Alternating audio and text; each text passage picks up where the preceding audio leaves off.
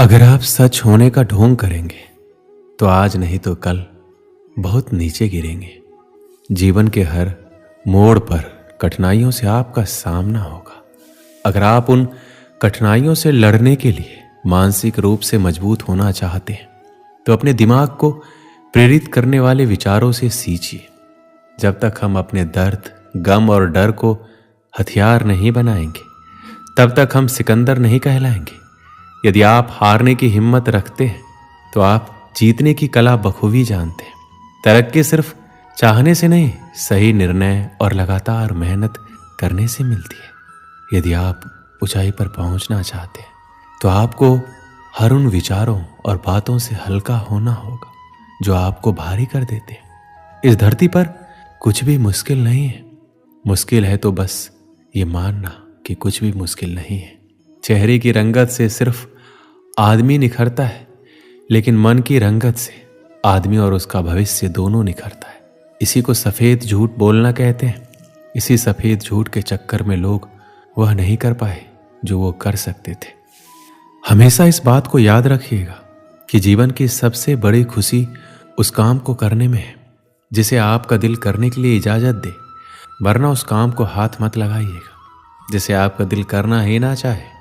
अगर आपसे कोई कहे कि ये काम तुमसे नहीं हो सकता तो उसका सीधा सीधा यही मतलब होता है कि इस काम को तुम्हारे सिवाय कोई और नहीं कर सकता। अगर आप किसी के एहसान तले नहीं रहना चाहते तो आप दिल और दिमाग से इतने मजबूत बनिए कि आपको कोई भी किसी तरह मुसीबत में ना ला सके। आप डटकर खड़े रहें तब तक जब तक मुसीबत टल ना जाए। खुद पर भरोसा और आत्मविश्वास बनाए रखिए। सारी कठिनाइयां अवसर में बदल जाएगी। क्या आपने कभी इस बात पर गौर किया है कि अवसर कठिन परिस्थितियों में जन्म लेती है? अगर आप और आपके आसपास के लोग बहुत सुखी हैं तो वहां क्या कोई अवसर पैदा होगा? नहीं ना। तो आज से आप ये मान लीजिए कि हमारे और कठिनाइयों के बीच जो जंग होता है, इसी बीच कठिनाई के गर्भ से अवसर पैदा होता है।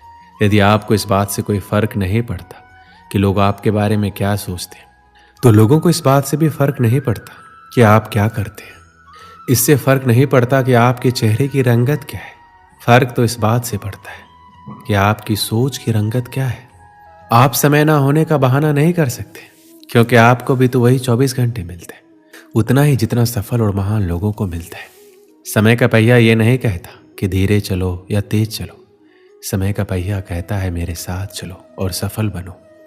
यदि एक बार समय चला गया और आपने उसका सही उपयोग नहीं किया तो समझ लीजिए उसको बाद में बड़े अफसोस के साथ ये कहना पड़ेगा कि काश मैंने उस समय को बर्बाद ना किया होता तो आज मैं कुछ होता। यदि एक बार समय चला जाता है तो फिर अफसोस के अलावा और कुछ बाकी नहीं रहता। समय आपकी जिंदगी का सबसे कीमती तोहफा है जो ईश्वर ने सभी को समान रूप से दिया है। अब यह आपके ऊपर है कि आप उसका उपयोग कैसे करते हैं। ध्यान देने वाली बात यह है कि समय का हर पल आपके लिए एक अवसर है और इस अवसर का फायदा उठाकर आप कुछ भी अच्छा हासिल कर सकते हैं। यदि आप हर पल का सही उपयोग कर पाते हैं तो आपको सफलता की ऊंचाइयों को छूने से कोई नहीं रोक सकता। यदि आप नदी की तरह बहते हुए समय का उपयोग नहीं कर पाए तो एक समय ऐसा आएगा जब आपको ना चाहकर भी कहना पड़ेगा कि काश मैं उस समय वो काम कर लिया होता, काश मैं अपने जीवन के प्रति उस समय सचेत होता। कहीं आपके जीवन में ऐसा तो नहीं हो रहा? कहीं आपके जीवन के समय रूपी खेत की लहराती फसल को कोई चिड़िया तो नहीं चुग रही? अगर ऐसा है तो उस चिड़ियों को तुरंत उड़ा दीजिए और बचा लीजिए अपने फसल को, बचा लीजिए अपने खुशी भरे जीवन को, वरना एक ही वाक्य आप जीवन भर दोहराते रहेंगे कि काश मैंने उस समय ये कर लिया होता। जीवन का हर पल एक अवसर है और इस अवसर को कभी भी हाथ से जाने नहीं देना चाहिए। जीवन के हर पल को उससे जुड़े प्रत्येक कार्य को पूरे मन के साथ करना चाहिए। आपका भविष्य आपके वर्तमान पर निर्भर करता है, इसलिए अपने वर्तमान के हर क्षण का सही उपयोग करें। आज नहीं तो कल, कल नहीं तो परसों। हम इसी तरह अपने कामों को टालते रहते। जो काम आज हो सकता है उसे कल पर टाल देते और कल आने पर परसों। इसी तरह समय बीतता जाता है और एक एक दिन के साथ हमारे कामों का बोझ बढ़ता जाता है। जैसे जैसे हमारे कामों का बोझ बढ़ता जाता है तो हम उन कामों को करना ही छोड़ देते और ऐसे में कई बार हम अपने जरूरी काम भी नहीं कर पाते और फिर बाद में उसी का अफसोस करते। अपने आलस को अपनी जिंदगी से दूर रखें और उस काम को आज ही निपटा लें, कल पर ना छोड़ें। एक समय की बात है, एक राजा एक दिन अपने राज्य के भ्रमण पर निकलता है। कुछ दूर टहलते हुए जाता है कि उसे एक गरीब आदमी मिलता है। उसकी हालत बहुत ही खराब थी, फटे पुराने कपड़े और पूरा शरीर गंदगी में लिप्त था। राजा को उस पर दया आती है।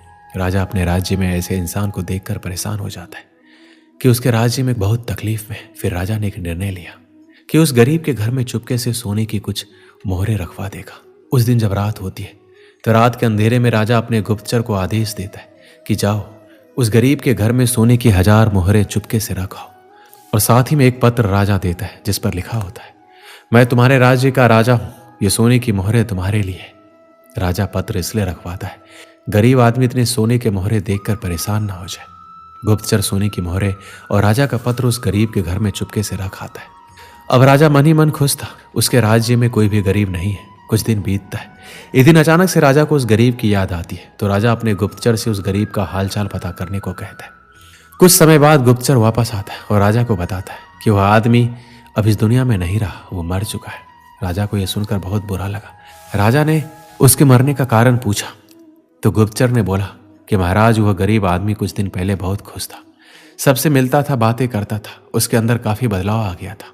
लोगों ने बताया कि वह अपने साथ एक पोटली लेकर घूमता रहता था, किसी को पोटली के बारे में कुछ नहीं बताता था, किसी को हाथ तक लगाने नहीं देता था। लेकिन महाराज पास के राज्य में एक दिन किसी काम से गया था तो उसकी वह पोटली कुछ लुटेरों ने चुरा ली, जिसके बाद वह बहुत बेचैन रहने लगा, पागलों की तरह बातें करने लगा। लोगों ने बताया कि उसकी हालत पहले से भी खराब हो गई थी। पहले तो वह लोगों के बीच में बैठता था, बातें करता था, लेकिन जब से उसकी पोटली चोरी हुई तब से वह किसी को भी अपने पास नहीं आने देता, इसलिए कोई भी चाहकर उसकी मदद नहीं कर पा रहा था। गुप्तचर पूरी बात कहते हुए राजा के सामने वह पोटली पेश करता है जिसमें 800 सोने की मोहरें होती है। राजा इन मोहरों को देखकर पहचान जाता है कि ये वही मोहरें थी जो राजा ने उस गरीब के घर में रखवाई थी, परंतु राजा ने तो 1000 मोहरें रखवाई थी, ये तो सिर्फ 800 है।